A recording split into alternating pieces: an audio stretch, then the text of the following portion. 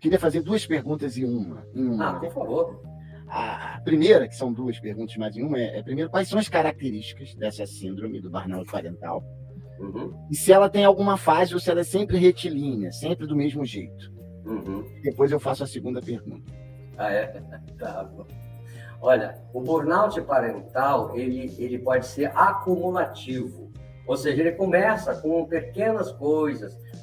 Por exemplo, aquela mãe que começa a perder a paciência, começa a ficar sensível. Daqui a pouco, ela passa a ter outros distúrbios, conforme aqueles que eu falei, né? Começa a ficar ansiosas.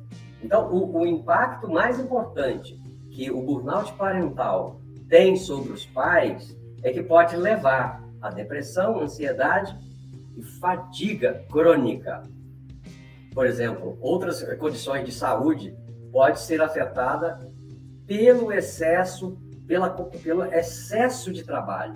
É um esgotamento. Nas empresas, isso acontece muito, tá? O esgotamento da pessoa pelo excesso de trabalho. Isso também aconteceu muito na pandemia. E isso afeta, inclusive, as relações familiares, né? Porque cria uma tensão e conflito da família, prejudicando os relacionamentos da própria família. Esses são alguns outras coisas. E o mais importante, do impacto da síndrome, o mais importante que eu vejo, porque afeta negativamente o desenvolvimento emocional, social, na escola dos filhos, devido à falta de engajamento e suporte das mães. Tá? Então, são algumas coisas. Tem muito impacto do burnout parental no casamento. Diga. Eu acho essa história do casamento bacana, mas eu tinha uma outra pergunta sobre como lidar com a exaustão materna, né? Pois é. Esse aí é a pergunta de $1 milhão. Tem algumas maneiras, inclusive eu vou falar algumas coisas para já deixar aí as mães fazendo alguma coisa. Começa por um psicólogo ou por um psiquiatra? Pois é, né? Se puder buscar auxílio de um profissional, é bom que faça. Mas muitas das vezes a pessoa não tem nem condições de fazer isso. Ele tem, às vezes não pode pagar, não pode disponibilizar para fazer isso, tem uma série de coisas. Então, mas tem algumas coisas que as mães, os pais, as pessoas que estão passando por isso, podem fazer de imediato. Uma das coisas é pegar, assim, 5 minutinhos por dia, 5. Sentar num lugar calmo. Silveira, como é que você quer que eu sente num lugar calmo se tem as crianças aqui, faz uma bagunça? Não. Dá um jeito, dá o seu jeito. Nem que quando as crianças estiverem dormindo, arruma um cantinho, um lugar sossegado, senta ali, para um pouco. Não precisa ser mais do que 5 minutos. E comece a respirar, tipo assim. Acompanhe comigo aqui, tá? Sentado, tranquilo, respira. Respira profundamente e solta o ar para fazer barulho mesmo, tá, gente? Faz isso assim, 3 respirações longas e profundas. Mais uma vez.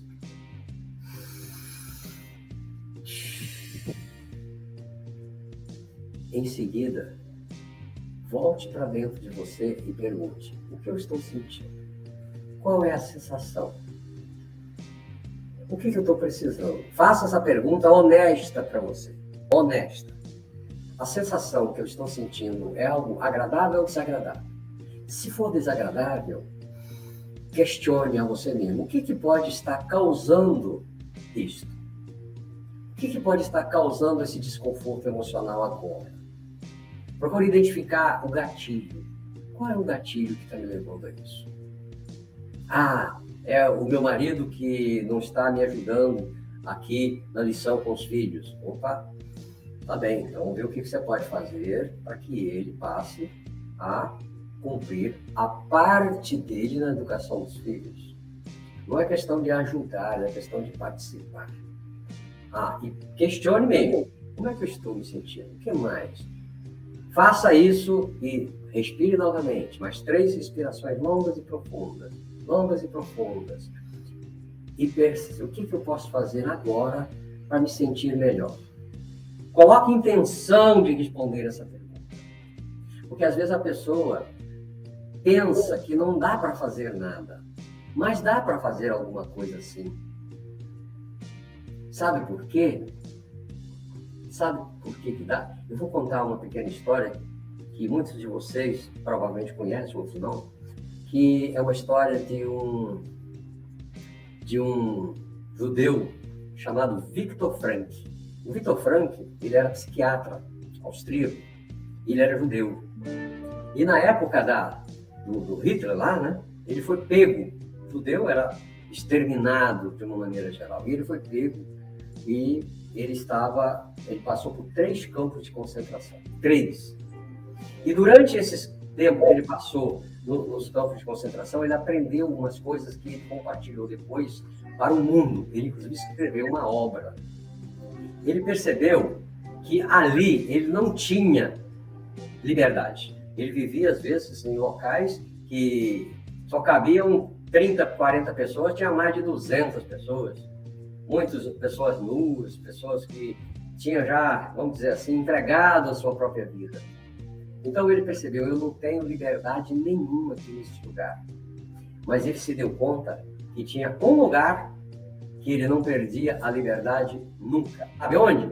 No seu interior, a sua liberdade de pensar, de criar através do pensamento.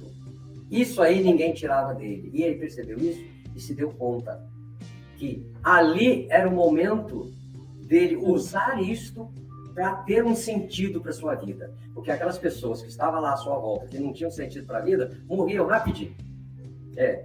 Provocava o soldado, aí ia lá e matava. E ele percebeu que ele tinha um sentido de vida ali.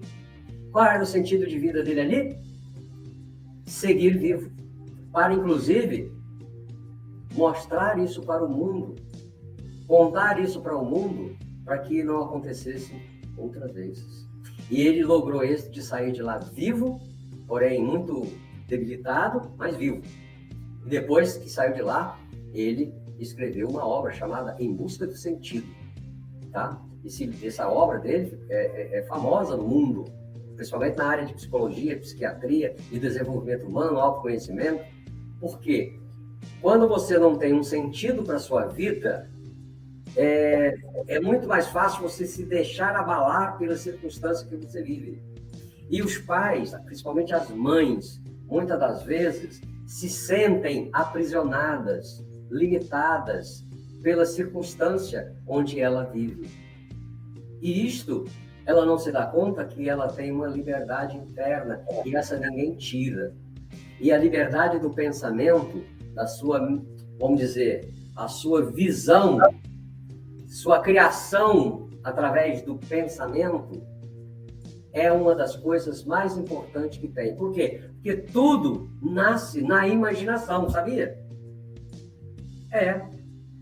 Por exemplo, essa rádio aqui onde nós estamos, antes dela existir, ela começou a ser delineada, montada na mente, na imaginação, provavelmente do Luciano, que ele é o mentor, o criador aqui da rádio. Foi, Luciano, você não pensou, não criou mentalmente com a sua imaginação primeiro, para depois virar algo sólido?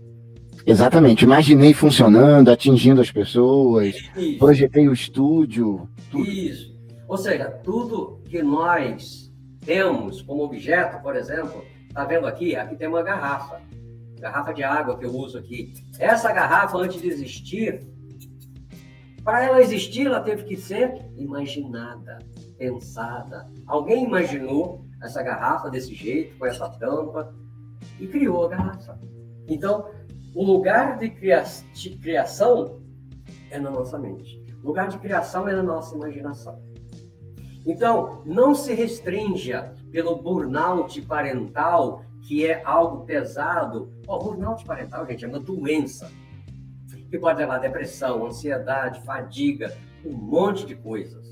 Inclusive, eu já recebi no meu consultório mães com ideação suicida porque estava passando por um burnout parental grave, gravíssimo. Entende isso? Você é uma figura parental, você está criando, educando os seus filhos para eles se tornar adultos, para ser um adulto do futuro. E se você está sendo bombardeada com tudo isso à sua volta e você não tem poder de reação, vamos falar assim, que tipo de adulto você vai criar? Que tipo de adulto você está criando hoje com a criança, né? Para o futuro? Provavelmente uma criança que, quando tornar-se adulto, vai ser uma pessoa com dificuldade de lidar com a vida, dificuldade de vencer os obstáculos que a vida oferece, vai ser uma pessoa provavelmente doente, uma pessoa provavelmente, no mínimo, ansiosa, que vai atrapalhar a sua própria vida no desenrolar da sua trajetória de vida, vamos falar assim.